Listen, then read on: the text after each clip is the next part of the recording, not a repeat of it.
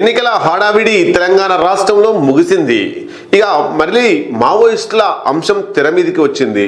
కీలక నేతలైనటువంటి బడే చొక్కారావు అట్లాగే కేంద్ర కమిటీ కార్యదర్శి అయినటువంటి దేవ్జీ ఇద్దరు కూడా తెలంగాణ అడవుల్లో సంచరిస్తున్నారు అనేటువంటి సమాచారం నిన్న మెయిన్ స్ట్రీమ్ మీడియాలో సోషల్ మీడియాలో గుప్పుమన్నాయి వార్తలు.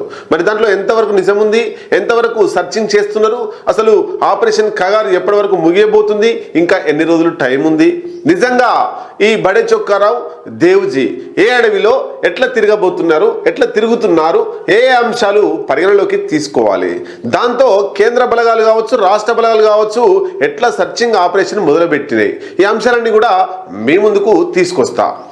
మేడారం అడవుల్లో బడే చొక్కారావు ఉన్నట్టు సమాచారంతో నిన్న పోలీసులు కుంబింగ్ ప్రారంభించారు.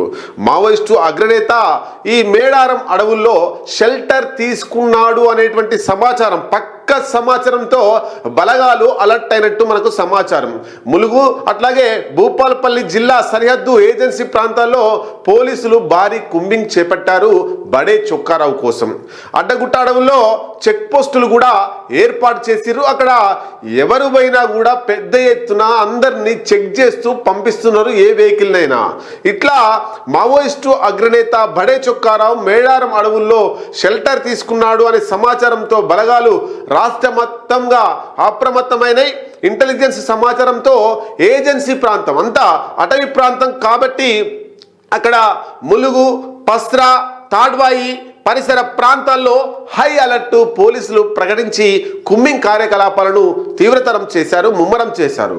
ఆయన స్వస్థలం బడే చొక్కారావు యొక్క స్వస్థలం తాడ్వాయి మండలం నార్లాపూర్పై పోలీసులు నిఘా పెంచినట్లు స్థానికులు తెలుపుతున్నారు. ఉమ్మడి వరంగల్ జిల్లా వ్యాప్తంగా ఒక్కసారిగా ఉత్కంఠ నెలకొంది.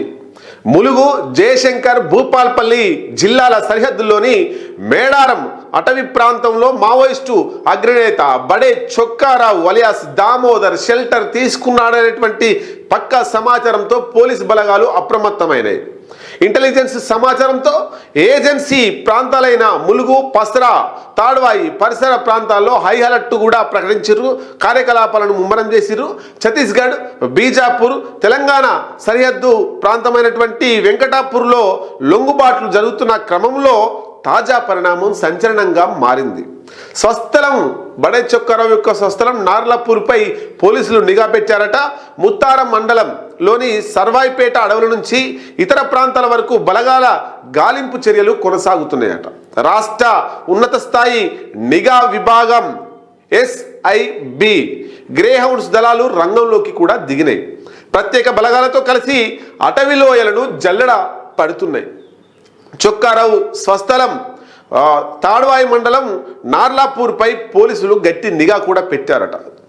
పోలీసులు కూడా చెప్తున్నారు, అక్కడ స్థానికులు కూడా చెబుతున్నారు.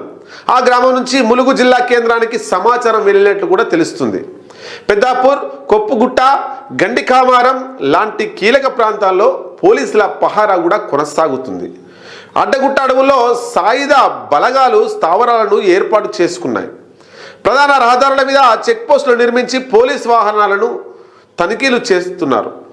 పోలీసులు అన్ని వాహనాలను, పోలీసుల పేరిట వాహనాలు, బయట నుంచేటువంటి వాహనాలు, ప్రయాణికులు ఎవ్వరు వాహనాలు వచ్చినా కూడా క్షుణ్ణంగా పోలీసులు తనిఖీ చేస్తూ పంపిస్తున్నారు. అటవీ పరిసర గ్రామాల్లోనూ పర్యటిస్తూ ప్రజలను అప్రమత్తం చేస్తున్నారు.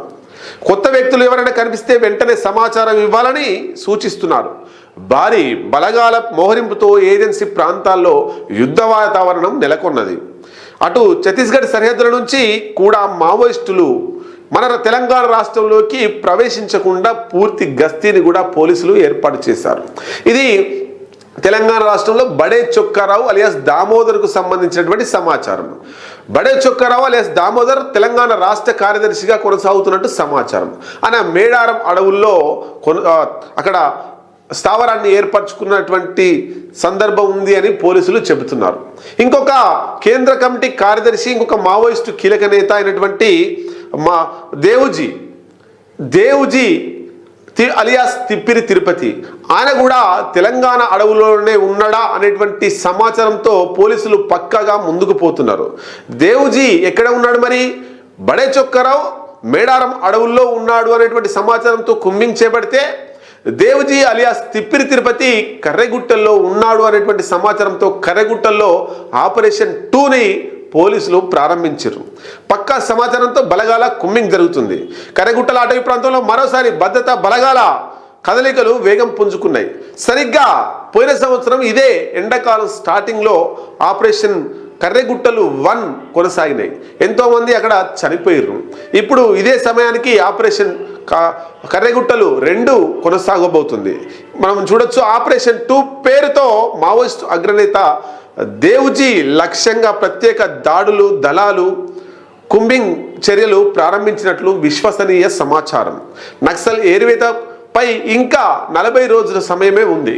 కేంద్ర బలగాలు కావచ్చు, కేంద్ర హోంశాఖ మంత్రి కావచ్చు, మార్చి 31, 2026 కల్లా ఆపరేషన్ కగారు పేరుతో మావోయిస్టు ఉద్యమాన్ని అంతం చేస్తానని చెప్పారు.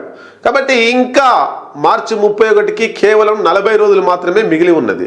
ఇక్కడ మావోయిస్టులు కూడా ఆపరేషన్ కగారు తర్వాత మార్చి 31, 2026 తర్వాత ఒక్క దళమైన మిగిలి ఉండి కేంద్రానికి సవాల్ చేయాలనే ఆలోచనలో మావోయిస్టులు ఉన్నట్టు కూడా మనకు సమాచారం.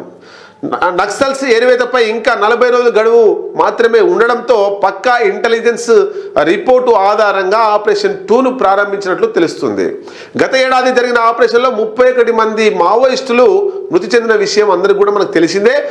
అయితే ఈసారి అంతకు మించి ఎక్కువగా మావోయిస్టులు చనిపోయే ప్రమాదం ఉన్నట్లు సమాచారం. ఈ క్రమంలోనే అటవీ మార్గాలు, కొండ చర్యలు, గుట్టల పరిసర ప్రాంతాల్లో తనిఖీలు బాగా కొనసాగుతున్నాయి. అనుమానాస్పద కదలికలను గమనించిన వెంటనే అధికారులు సమాచారం ఇవ్వాలని భద్రతా వర్గాలు ప్రకటన చేసినట్లు తెలుస్తుంది. మొత్తంగా మరోసారి కర్రెగుట్టల పరిసరాల్లో పరిస్థితులు ఉద్రిక్తంగా మారినాయి. చూద్దాం మరి ఇక్కడ మావోయిస్టు ఆపరేషన్ కగార్కి సంబంధించి మార్చి 31, 2026 తర్వాత ఒక్క దళమైన ఉండి కేంద్రానికి సవాల్ చేయాలని మావోయిస్టులు, ఒక్క మావోయిస్టు లేకుండా, మావోయిస్టు పార్టీ లేకుండా అంతం చేయాలని కేంద్ర ప్రభుత్వం. ఎవరు నెగ్గుతారో చూడాల్సిందే.